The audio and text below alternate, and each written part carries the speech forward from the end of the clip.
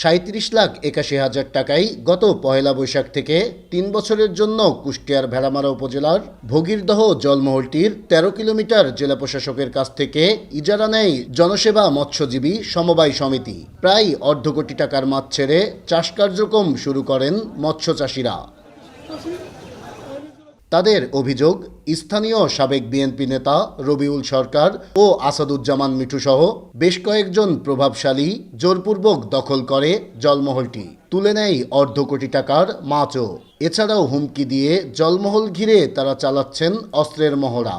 কতিপয় বিএনপির নামধারী লোকজন জোর দখল করে রাখেছে গোটা নদীটা। এরা বিএনপি করে প্রভাবশালী ছাত্র ছাড়াই থাইকে হামকে ধামকে দিয়ে নদীতে নামতে দিচ্ছে না। জোর দখলে সেই মাছটা মারে নিচ্ছে, এটা বিএনপির লোকজনই।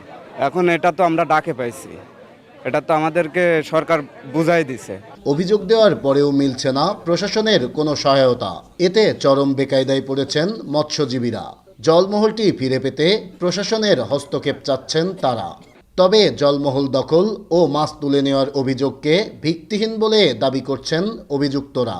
এদিকে তদন্ত সাপেক্ষে ব্যবস্থা নেওয়ার কথা বলছে স্থানীয় প্রশাসন।